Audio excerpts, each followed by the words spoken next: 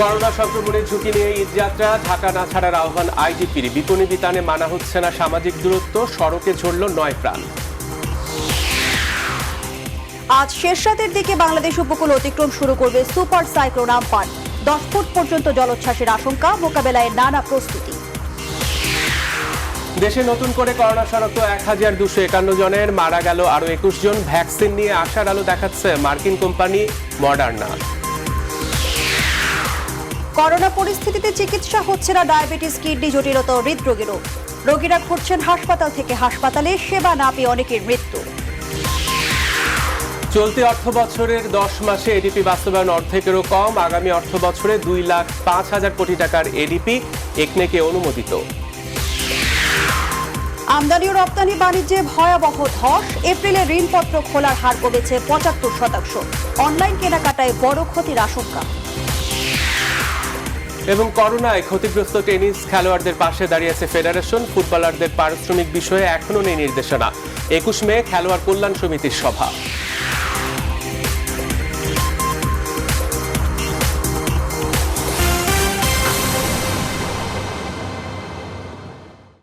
Rainbow allrounder exterior paint, বাংলাদেশের আবহাওয়া উপযোগী একমাত্র পেইন্ট। স্বাগত নিউজ 24 সন্ধ্যার সংবাদে। সঙ্গে আছি আমরা দুজন, আমি ফারনাজ জুই আর আমি সালেজুর চৌধুরী। এতক্ষণ দেখছিলেন সংবাদ শিরোনাম। ইলেকট্রোফরেটিক কোটিংকৃত মরিচারোধী ও বিদ্যুৎ সাশ্রয়ী Marquis pump. Marquis energy saving pump.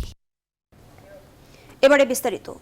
Corona সংক্রমণের উচ্চ ঝুঁকি নিয়ে রাজধানী ছাড়ছে হাজার হাজার মানুষ। ঢাকায় প্রবেশ ও বের হওয়াতে আইনশৃঙ্খলা বাহিনীর বিধি নিষেধ সত্ত্বেও আজও ফেরিঘাটে দেখা গেছে মানুষের ঢল। রাজধানীর প্রবেশ ও বের হওয়ার বিভিন্ন স্পটে চেকপোস্ট বসেও পরিস্থিতি সামাল দিতে হিমশিম খাচ্ছে পুলিশ। এমন পরিস্থিতিতে সরকারি বিধিনিষেধ ও স্বাস্থ্যবিধি মেনে চলার অনুরোধ করেছেন পুলিশ মহাপরিদর্শক ডক্টর বেনজির আহমেদ।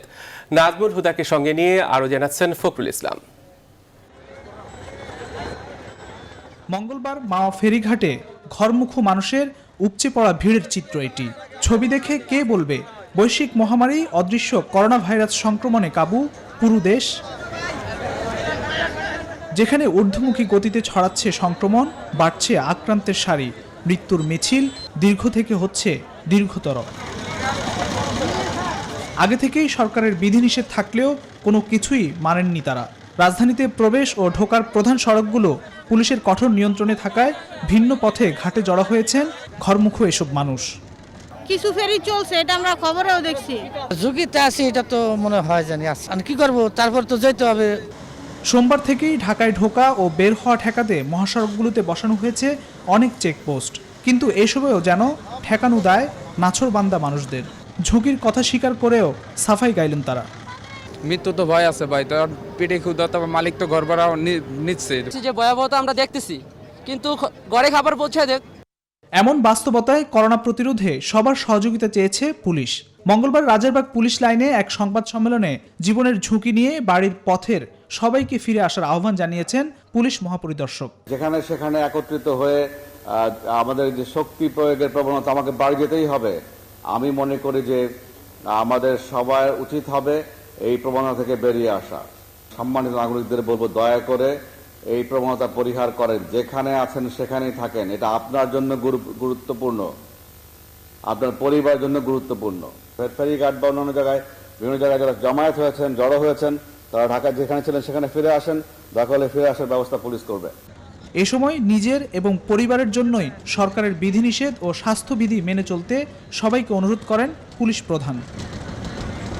করোনার ভয়াবহ সংক্রমণের মহাঝুঁকিতে গ্রামমুখী এই মানুষগুলো প্রশাসনের নির্দেশনা অমান্য করে জড়ো হয়েছেন এই ফেরিঘাটে। এদের মধ্যে নেই কোনো ধরনের সামাজিক দূরত্ব কিংবা সতর্কতার বালাই। বিপুল সংখ্যক মানুষের এই সমাগম দেশে করোনা সংক্রমণের ভয়াবহ সংখ্যা বাড়িয়ে দিতে পারে আরও কয়েক গুণ। ফখরুল ইসলাম, নিউজ 24, মাওয়া ফেরিঘাট। ঘরমুখো মানুষ ও ব্যক্তিগত যানবাহনের চাপে পোস্তখালা ব্রিজে আটকা পড়ছে টিসিবি ও ত্রাণের পণ্যবাহী যানবাহন। টিসিবি ও ত্রাণের যানবাহনে নিষেধাজ্ঞা না থাকলেও যাত্রী চাপের পাশাপাশি যানজট কমাতে চাপের মুখে আইনশৃঙ্খলা বাহিনী। বিস্তারিত আলী তালুকদারের প্রতিবেদনে। একদিকে ব্যক্তিগত গাড়ির চাপ, অন্যদিকে ঘরমুখো মানুষের ঢল। দীর্ঘ গাড়ির সারিতে আটকা পড়ে আছে টিসিবি ও করোনায় খাদ্য সরবরাহ কাজের ত্রাণ ভর্তি যানবাহন। ব্যক্তিগত যানবাহনের দিকে নজরদারি আইন শৃঙ্খলা বাহিনীর। ঠিক তার বিপরীত পাশে সিএনজি ভর্তি মানুষের রাজধানীতে।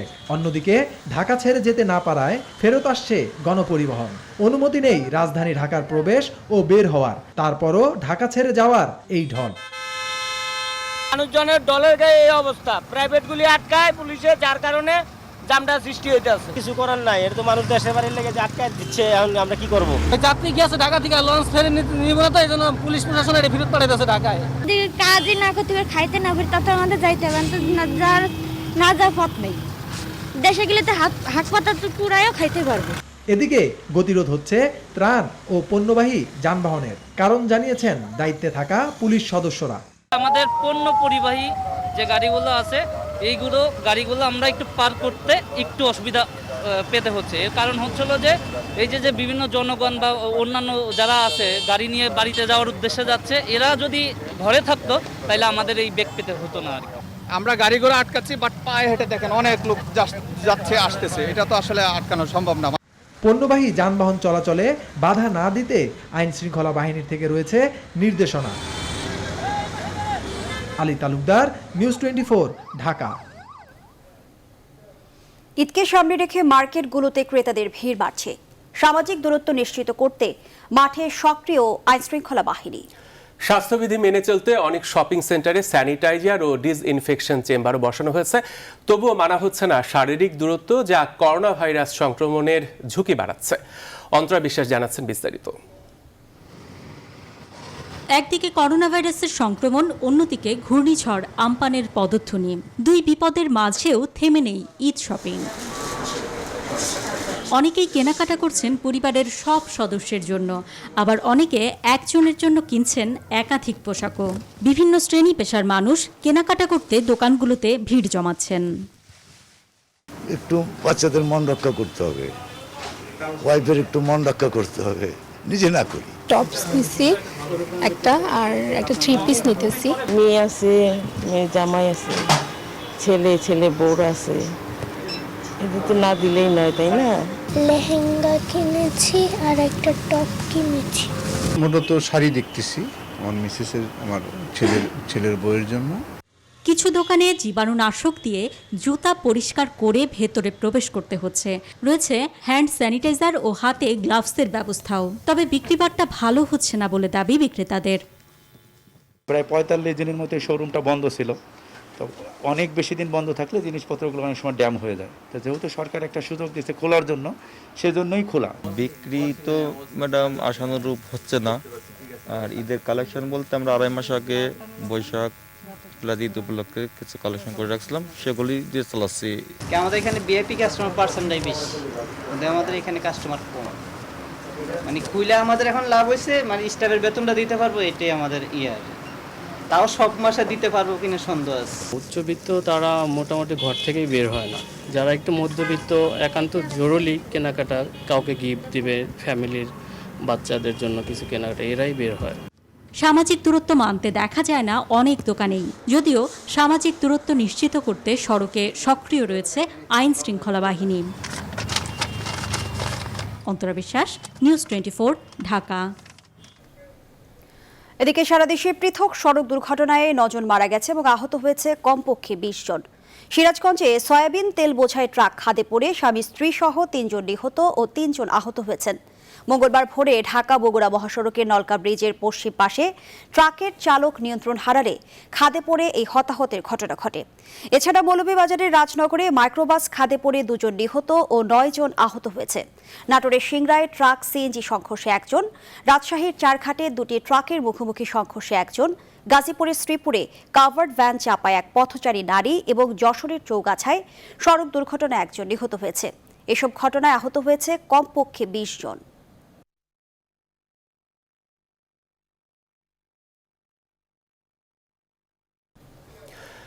আজ শেষ রাতের দিকে বাংলাদেশ উপকূল অতিক্রম শুরু করবে আম্পান। ঘূর্ণিঝড়টির ভেতরে বাতাসের গতিবেগ ঘন্টায় 220 কিলোমিটারের। এর সঙ্গে 5 থেকে 10 ফুট উচ্চতার জলোচ্ছ্বাসের আশঙ্কা করছে আবহাওয়া অফিস। উপকূলীয় এলাকায় ঘন্টায় 200 থেকে 220 কিলোমিটার বেগে দমকা অথবা ঝোড়ো হাওয়া বয়ে যেতে পারে। মোংলা ও পায়রা সমুদ্র বন্দর দুটিকে 7 নম্বর এবং চট্টগ্রাম ও কক্সবাজার সমুদ্র বন্দরকে 6 নম্বর বিপদ সংকেত দেখিয়ে যেতে বলা হয়েছে। বিস্তারিত তালুকদার বিপ্লবের প্রতিবেদনে। আম্পানের প্রভাবে ঝড়ো হাওয়া 150 কিলোমিটারের বেশি বেগে বয়ে যাবে। উপকূলীয় জেলা সাতক্ষীরা, খুলনা, বাগেরহাট, ঝালকাঠি, পিরোজপুর, বরগুনা, পটুয়াখালী, ভোলা, বরিশাল, লক্ষ্মীপুর, চাঁদপুর এবং তাদের অদূরবর্তী দ্বীপ ও চরগুলোতে এরই মধ্যে 7 নম্বর বিপদ সংকেত ঘোষণা করা হয়েছে। উপকূলীয় জেলা নোয়াখালী, ফেনী, চট্টগ্রাম এবং কক্সবাজার ও তাদের অদূরবর্তী দ্বীপ ও চরগুলো 6 নম্বর বিপদ সংকেতের আওতায় থাকবে। ওর ব্যাপকতা এত বেশি যে সেই 800 কিলোমিটার দূরে থাকা সাইক্লোনের মেঘ সারা বাংলাদেশে ঢেকে গেছে। মংলা, পায়রা সমুদ্র বন্দরকে 7 নম্বর বিপদ সংকেত এবং কক্সবাজার, চট্টগ্রাম সমুদ্র বন্দরকে 6 নম্বর বিপদ সংকেত দেখিয়ে যেতে বলেছি। করোনা প্রাদুর্ভাবের এই সময়ে এমন একটি ঘূর্ণিঝড় মোকাবেলা করা অনেকটাই চ্যালেঞ্জের। তবু উপকূলীয় এলাকাগুলোর সব প্রস্তুতি নেওয়া হয়েছে বলে জানিয়েছেন প্রশাসন। তারা যখন আশ্রয়কেন্দ্রে আসবে এবং সরকারের পক্ষ থেকে পর্যাপ্ত পরিমাণে খাদ্য সামগ্রী মজুত করা আছে। আম্পানের প্রভাবে এখন উত্তাল আচরণ সাগরের। চট্টগ্রামের পতেঙ্গায় বড় ঢেউই এমন প্রমাণ দিচ্ছে। সম্ভাব্য ক্ষতি এড়াতে চট্টগ্রাম বন্দরের বহিরঙ্গনে থাকা জাহাজগুলো সরিয়ে নেওয়া শুরু করেছেন নাবিকরা। ক্ষয়ক্ষতি মোকাবেলায় খুলনায় 349টি আশ্রয়কেন্দ্র খোলা হয়েছে। পাশাপাশি উপকূলের বিভিন্ন এলাকায় সরকারি শিক্ষা প্রতিষ্ঠান খুলে দেওয়া হয়েছে আশ্রয়ের জন্য। এছাড়া উপজেলা পর্যায়ে কন্ট্রোল রুম খুলেছে জেলা প্রশাসন। আমপানির সবচেয়ে বেশি ক্ষতির শিকার হতে পারে বরিশাল বিভাগের উপকূলীয় কয়েকটি জেলা ও চর। এরই মধ্যে ভোলার কুকরিমুকরি, ঢালচর ও মনপুরা অন্যতম। ঝুঁকিপূর্ণ এলাকাগুলো নিচু অঞ্চলে ও বেড়িবাঁধের বাইরে অবস্থানকারী মানুষকে এরই মধ্যে সরে যাওয়ার নির্দেশ দেওয়া হয়েছে।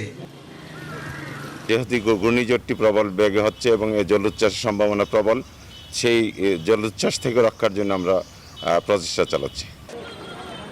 বরগুনার নিরাপদ আশ্রয় আসতে শুরু করেছে মাছ ধরার ট্রলার ও অন্যান্য নৌযান। জেলা প্রশাসন জানিয়েছেন বিভিন্ন উপজেলায় 582টি আশ্রয় কেন্দ্র প্রস্তুত করা হয়েছে। দুর্যোগ মোকাবেলায় রেড ক্রিসেন্টের 3 শতাধিক স্বেচ্ছাসেবক প্রস্তুত রয়েছেন।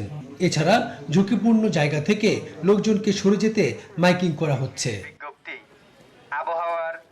ঘূর্ণিঝড় কেন্দ্রের 90 কিলোমিটারের মধ্যে বাতাসের একটানা গতিবেগ ঘন্টায় 225 থেকে 245 কিলোমিটারের মধ্যে বৃদ্ধি পাচ্ছে। উপকূলীয় জেলাগুলোতে 5 থেকে 10 ফুট উচ্চতায় জলোচ্ছ্বাসের আশঙ্কা করছেন আবহাওয়া অফিস। এটির গতি এখনো পরিবর্তন হয়নি, দিক এখনো পরিবর্তন হয়নি। বাংলাদেশ উপকূলের দিকে এগিয়ে আসার ধারা এটি এখনো অব্যাহত রেখেছে। সামুদ্রিক জলোচ্ছ্বাসের উচ্চতা হতে পারে 5 থেকে 10 ফিট। তালুকদার বিপ্লব, নিউজ 24, ঢাকা। এদিকে বঙ্গোপসাগরে সৃষ্ট সুপার সাইক্লোন আম্পান ভারতের পশ্চিমবঙ্গ, উড়িষ্যার আরও কাছে চলে এসেছে। মঙ্গলবার ভোরে ঘূর্ণিঝড়টি উড়িষ্যার পারাদ্বীপ থেকে 520 কিলোমিটার দক্ষিণে, দীঘা থেকে 670 কিলোমিটার দক্ষিণ দক্ষিণ পশ্চিমে এবং বাংলাদেশের খেপুপাড়া থেকে 800 কিলোমিটার দক্ষিণ দক্ষিণ পশ্চিমে ছিল বলে জানিয়েছে ভারতীয় সংবাদ মাধ্যম। ভারতের আবহাওয়া অধিদপ্তর পশ্চিমবঙ্গ, উত্তর উড়িষ্যায় নতুন করে সাইক্লোন সতর্কতা জারি করেছে। সুপার সাইক্লোন আম্পানের সবশেষ খবর কলকাতা থেকে জানিয়েছেন আমাদের সহকর্মী ভাস্কর সর্দার। পশ্চিমবঙ্গের নিরিখে যদি কথাটা বলি, পশ্চিমবঙ্গের নিরিখে কিন্তু বলা হচ্ছে যে অতি প্রবল শক্তি বেগে এই ঝড় কিন্তু পশ্চিমবঙ্গের দিকে এগিয়ে আসছে। যেটা বলা হচ্ছে আবহাওয়াবিদদের মতে যে 2009 সালে যেই সুপার সাইক্লোন এসেছিল আয়লা, সেই আয়লাকে কিন্তু টপকে যেতে পারে এই ঝড়ের দাপট। কলকাতা আবহাওয়া দপ্তর এবং দিল্লির যে মৌসুম ভবন, সেই মৌসুম ভবন দুটি সংস্থা থেকে যেই আবহাওয়া নিয়ে যেটা বলা হয়েছে, শক্তি বাড়িয়ে বঙ্গোপসাগরের মধ্যে আরও শক্তি বেরিয়ে সেই ঝড়টি কিন্তু পশ্চিমবঙ্গের দিকে এগিয়ে আসছে এবং বাংলাদেশ পাশাপাশি কিন্তু বাংলাদেশের দিকেও কিন্তু একই গতিতে এগিয়ে আসছে। যেটা বলা হচ্ছে যে এই ঝড়টি আগামীকাল অর্থাৎ বুধবার দিন বিকেল বা সন্ধ্যার পর থেকে কিন্তু এই ঝড়টি তার দাপট দেখানো শুরু করবে এবং পশ্চিমবঙ্গ এবং সুন্দরবনের লাগোয়া যে সুন্দরবন, সেই সুন্দরবনের পাশ দিয়ে যখন গা ঘেঁষে যাবে ঝড়টি, তখন তার দাপট থাকতে পারে 180 থেকে 195 কিলোমিটার প্রতি ঘন্টায়। স্বভাবতই সেই সময় এই ঝড় কলকাতার উপর দিয়ে বয়ে যেতে পারে 110 থেকে 130 কিলোমিটার বেগে। স্বভাবতই কিন্তু সেই জন্য কিন্তু যথেষ্ট উদ্বেগে আছে প্রশাসন। তবে প্রশাসন যে একেবারে হাত গুটিয়েছে তা নয়, এই সময় দল মত নির্বিশেষে কেন্দ্রীয় সরকারের এবং রাজ্য সরকারের দুই সরকারের যে বিপর্যয় মোকাবিলা টিম ইতিমধ্যে কিন্তু তারা কোমর বেঁধে বিভিন্ন অঞ্চলে নেমে পড়েছেন। এলাকাগুলো চলছে মাইকিং, মানুষকে সজাগ করা হচ্ছে। স্বভাবতই কলকাতা কর্পোরেশন, পশ্চিমবঙ্গ সরকার এবং ভারত সরকার যথেষ্ট তৎপর আছে। এখন প্রকৃতির সঙ্গে কতটা মোকাবিলা করতে পারে বা প্রকৃতি কী দাপট দেখায় পশ্চিমবঙ্গ এবং কলকাতাকে, সেদিকেই নজর থাকছে। সর্বশেষ কলকাতা থেকে এই আপডেট। বিশ্বজুড়ে আবারও 24 ঘন্টায় প্রাণ গেছে আরও প্রায় 3,300-রও বেশি মানুষের। এ নিয়ে বিশ্বে মোট মৃত্যু 3,20,000-এ দাঁড়িয়েছে। আক্রান্তের সংখ্যা 49 লাখ ছাড়িয়েছে। যুক্তরাষ্ট্রে আগের তুলনায় কিছুটা কমেছে মৃত্যু। একদিনে মারা গেছে প্রায় 950 মানুষ। এ নিয়ে দেশটিতে প্রায় 92,000 মানুষ মারা গেল। ব্রিটেনে 24 ঘন্টায় নতুন করে 160 জন মারা গেছে। ব্রাজিলেও বাড়ছে মৃত্যু, যেখানে মৃতের সংখ্যা 17,000-এ গড়াচ্ছে। গেল 24 ঘন্টায় নতুন করে মারা গেছে আরও 674 জন। নতুন হটস্পট হয়ে ওঠা রাশিয়াতে আবারও একদিনেই প্রায় 9,000 মানুষ সংক্রমিত হয়েছে। এ নিয়ে দেশটিতে প্রায় 2,91,000 মানুষ আক্রান্ত হলো। এশিয়ার অবস্থাও নাকাল। ভারতে দ্রুত বাড়ছে সংক্রমণ আর মৃত্যু। দেশটিতে আক্রান্ত হয়েছে 1 লাখের বেশি মানুষ। এদিকে ইউরোপের দেশগুলোর জন্য মহামারী পরবর্তী পুনরুদ্ধার তহবিল গঠনে $545 বিলিয়ন প্রস্তাব দিয়েছে ফ্রান্স ও জার্মানি। অন্যদিকে আবারও বিশ্ব স্বাস্থ্য সংস্থার বিরুদ্ধে অভিযোগ আনল যুক্তরাষ্ট্র। ট্রাম্প প্রশাসনের অভিযোগ, বহু মানুষের প্রাণের বিনিময়ে চলমান মহামারীকে নিয়ন্ত্রণের বাইরে যেতে দিয়েছে WHO। তবে মরণঘাতী ভাইরাসটিকে ঘিরে এত অভিযোগ, মৃত্যু আর সংক্রমণের মাঝে বিশ্বব্যাপী সুস্থ হয়েছেন 19 লাখের বেশি করোনা রোগী।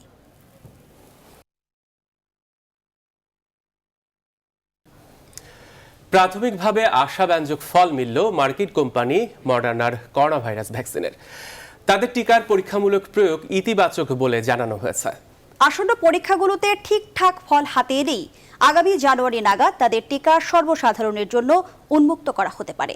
এদিকে ভ্যাকসিন নিয়ে শিগগিরই বড় ঘোষণা আসছে বলে জানিয়েছেন মার্কিন প্রেসিডেন্ট ডোনাল্ড ট্রাম্প। মাসুদ রানার ডেস্ক রিপোর্ট। করোনা ভাইরাস প্রতিরোধে সবার এখন একটাই লক্ষ্য, ভ্যাকসিন আবিষ্কার। বিশ্বব্যাপী তাই তো চলছে পরীক্ষা নিরীক্ষা আর গবেষণা। তবে এখনো পর্যন্ত কেউ চূড়ান্ত সফলতার মুখ না দেখলেও মার্কিন কোম্পানি মডার্না দেখছে আশার আলো। কোম্পানিটি বলছে তাদের টিকা মানব শরীরে প্রতিরোধ ব্যবস্থা গড়ে তুলতে সক্ষম, যা করোনা ভাইরাসকে প্রতিহত করতে পারে। মানব শরীরে প্রথম পরীক্ষামূলক প্রয়োগের পর তারা ইতিবাচক ফল হাতে পেয়েছে। মডার্নার এই টিকা গেল মার্চে মানব শরীরে প্রথম প্রবেশ করানো হয়। প্রথম পর্যায়ের এই পরীক্ষায় অংশগ্রহণকারীদের শরীরে টিকার 2টি ডোজ দেওয়া হয়েছে। তাদের মধ্যে 8 জনের দেহে তৈরি হওয়া অ্যান্টিবডি পরীক্ষা করে তার ভিত্তিতে এই ঘোষণা দিল মডার্না। পরীক্ষায় যে ফল পাওয়া গেছে তার চেয়ে ভালো কিছু আর হতে পারে না। খুব ভালো লক্ষণ। আমি মনে করি আমাদের টিকা পাওয়ার যাত্রা এটা খুবই গুরুত্বপূর্ণ প্রথম ধাপ। এদিকে ভ্যাকসিন নিয়ে শীঘ্রই বড় ঘোষণা আসছে বলে জানিয়েছে মার্কিন প্রেসিডেন্ট ডোনাল্ড ট্রাম্প। সোমবার হোয়াইট হাউসের রেস্টুরেন্ট প্রতিনিধি ও ব্যবসায়িক নেতাদের সঙ্গে এক গোলটেবিল বৈঠকে একথা জানান তিনি। চিকিৎসাবিদ্যা ও ভ্যাকসিনের বিষয়ে এটা অনেক বড় একটা দিন। বিশাল উন্নতি হয়েছে। এ নিয়ে অনেক বড় ঘোষণা আসছে।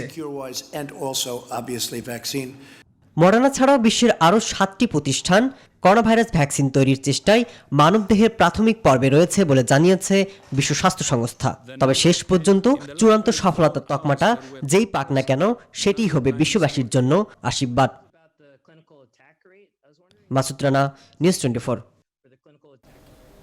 দিনরাত পরিশ্রম করে যারা মানুষের কাছে সংবাদপত্র পৌঁছে দিচ্ছেন, এবার তাদের পাশে দাঁড়িয়েছে দেশের শীর্ষস্থানীয় শিল্প গোষ্ঠী বসুন্ধরা গ্রুপ। সংবাদপত্র বিক্রেতাদের 4টি সংগঠনের জন্য 20 লাখ টাকা অনুদান দিয়েছে বসুন্ধরা গ্রুপ। দুপুরে বসুন্ধরা আবাসিক এলাকায় অবস্থিত বসুন্ধরা ইন্ডাস্ট্রিয়াল হেডকোয়ার্টার্স 1-এ ঢাকা সংবাদপত্র হকার্স বহুমুখী সমবায় সমিতির সার্কুলেশন ম্যানেজার মোহাম্মদ আবুল কালাম ও সংবাদপত্র হকার্স কল্যাণ বহুমুখী সমবায় সমিতির সম্পাদক মোহাম্মদ শাহাবুদ্দিনের হাতে অনুদানের চেক তুলে দেন বসুন্ধরা গ্রুপের ব্যবস্থাপনা পরিচালক সায়েম সোবহান আনভীর। আশিকুর রহমান শ্রাবণের প্রতিবেদনে দেখুন বিস্তারিত।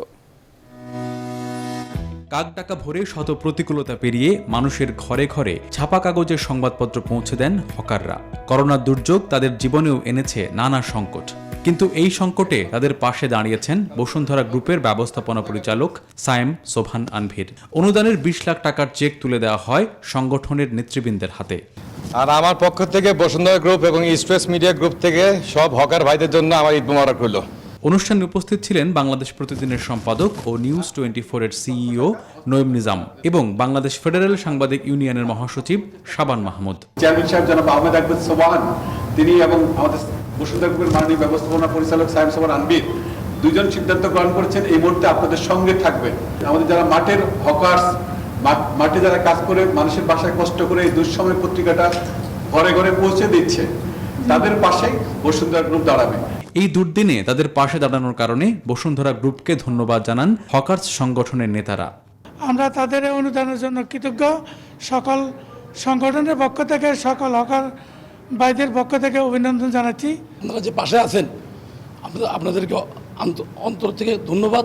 বাংলাদেশ এজেন্ট অ্যাসোসিয়েশনের পক্ষ থেকে বসুন্ধরা গ্রুপকে অসংখ্য ধন্যবাদ এবং অভিনন্দন জানাচ্ছি। এছাড়া বিভিন্ন দুর্যোগে সংবাদপত্র হকারদের পাশে ছিল বসুন্ধরা গ্রুপ। করোনা সংকট শুরুর দিকে জীবনের ঝুঁকি নিয়ে যারা বাড়ি বাড়ি সংবাদপত্র পৌঁছে দিচ্ছেন এমন 2000 হকারদের খাদ্য সহায়তা দেওয়া হয়। এছাড়া বিভিন্ন সংকটে সংবাদপত্র হকার্সদের আর্থিক সহায়তাও করে আসছে বসুন্ধরা গ্রুপ। আশিকুর রহমান শ্রাবণ, নিউজ 24, ঢাকা। সন্ধ্যার সংবাদে সময় হলো একটা বিরতির, সাথেই থাকুন।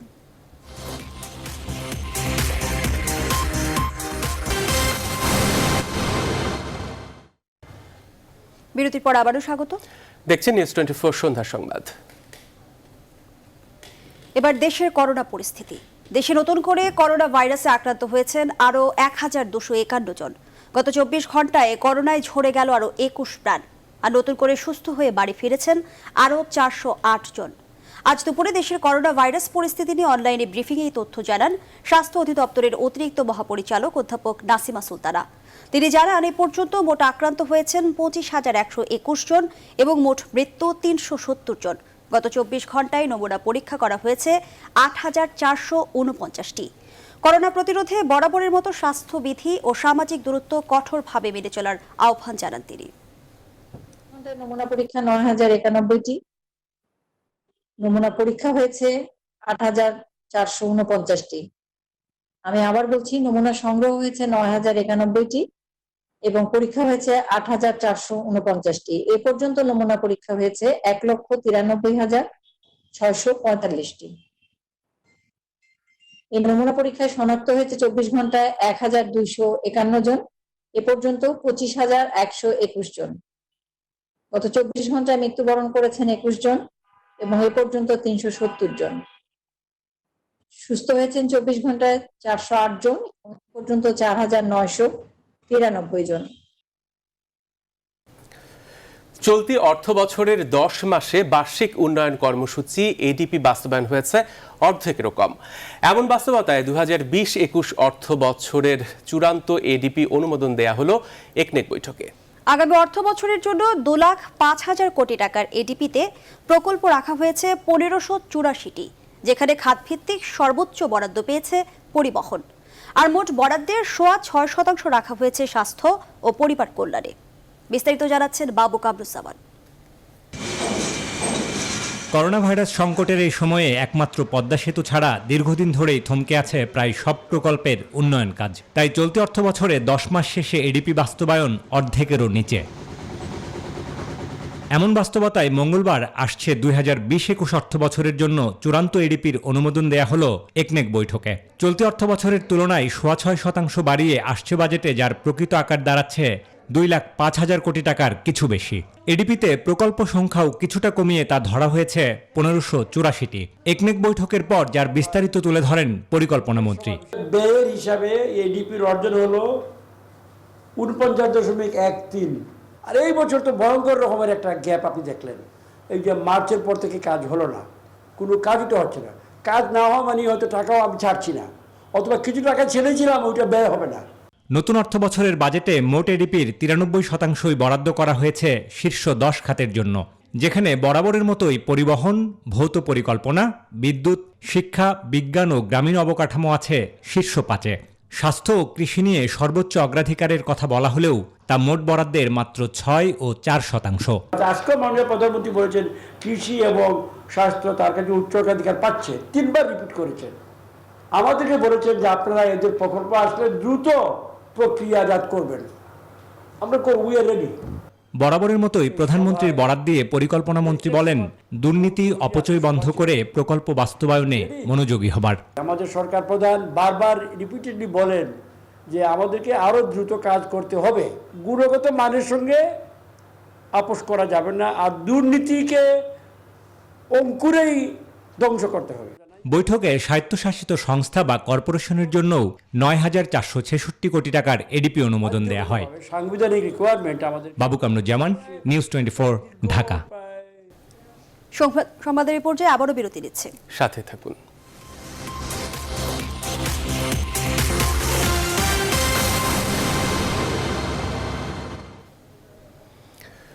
সন্ধ্যার সংবাদে আরো একবার স্বাগত।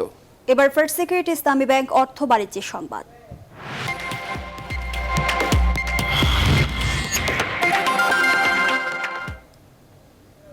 ভয়াবহ বিপর্যয় চলছে দেশের আমদানি ও রপ্তানি বাণিজ্যে। গত এপ্রিল মাসে আমদানির বিপরীতে এলসি বা ঋণপত্র খোলার পরিমাণ কমেছে আগের বছরের একই সময়ের চেয়ে প্রায় 4 গুণ, জানাচ্ছেন বাবু কামরুজ্জামান।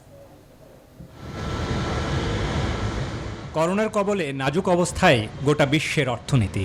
বাংলাদেশের আমদানি রপ্তানি বাণিজ্যও গভীর সংকটে পড়ছে প্রতিনিয়ত। বাংলাদেশ ব্যাংকের হিসাব বলছে, এপ্রিল মাসে বিভিন্ন পণ্য আমদানির জন্য মাত্র $160 কোটি ঋণপত্র বা এলসি খুলেছেন ব্যবসায়ীরা, যা গেল বছরের এপ্রিলের তুলনায় কমেছে 268%। মার্চেও যা কমেছে প্রায় একই হারে। অর্থনীতি বিশ্লেষক ও ব্যবসায়ীরা বলছেন, আমদানি কমে যাওয়া অর্থনীতির জন্য বিপদ সংকেত, যার প্রভাব পড়বে বিনিয়োগ ও কর্মসংস্থানের ওপরও। সামনের দিনগুলোতেও, সামনের মাসগুলোতেও এরকম নেতিবাচক প্রবৃদ্ধির আমদানি বাণিজ্যের ক্ষেত্রেও থাকার একটা আশঙ্কা রয়েছে। এটা সামগ্রিকভাবে আমাদের ব্যক্তিগত বিনিয়োগের জন্য আমি মনে করি খুবই একটা নেতিবাচক বিষয়। বহুমাত্রিক সমস্যার সৃষ্টি হবে, যেমন কর্মসংস্থান ক্ষতিগ্রস্ত হবে, উৎপাদন ক্ষতিগ্রস্ত হবে, মানুষের জীবনযাত্রা বহন করা অনেক ক্ষেত্রে কষ্ট হয়ে পড়বে, বিশেষ করে নিম্নবিত্তের লোকজন।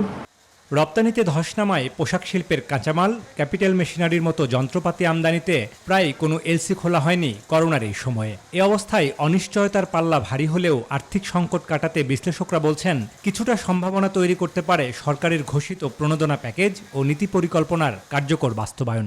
যে স্টিমুলাস প্যাকেজটা ঘোষণা করা হয়েছে বেশ একটা বড় পরিমাণে, এই স্টিমুলাস প্যাকেজের কার্যকরী একটা ইমপ্লিমেন্টেশন দরকার, এফেক্টিভ ইমপ্লিমেন্টেশন দরকার। কারণ এই স্টিমুলাস প্যাকেজের এফেক্টিভ ইমপ্লিমেন্টেশনের মাধ্যমে কিন্তু আমরা ব্যক্তি খাতে বিনিয়োগকে উৎসাহিত করতে পারব। অর্থনীতি আজকে বিপর্যস্ত অবস্থায় চলে এসছে, আমদানি রপ্তানি উল্লেখযোগ্য হারে কমে গেছে, আর রপ্তানি কমে গেলে আমাদের বৈদেশিক মুদ্রার উপরে একটা বিরাট প্রভাব ফেলছে। কেন্দ্রীয় ব্যাংকের হিসাবে অর্থ বছরের প্রথম 7 মাসে $32 বিলিয়ন পণ্য আমদানি করেছে বাংলাদেশ, যা গেল অর্থ বছরের একই সময়ের চেয়ে প্রায় 5% কম। বাবু কামরুজ্জামান, নিউজ 24, ঢাকা। সন্ধ্যার সংবাদের সময় হলো আরো একটা বিরতির, সাথে থাকুন।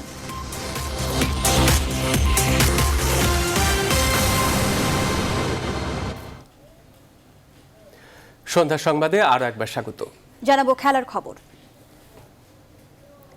করোনায় ক্ষতিগ্রস্ত টেনিস খেলোয়াড়দের পাশে দাঁড়ালো টেনিস ফেডারেশন।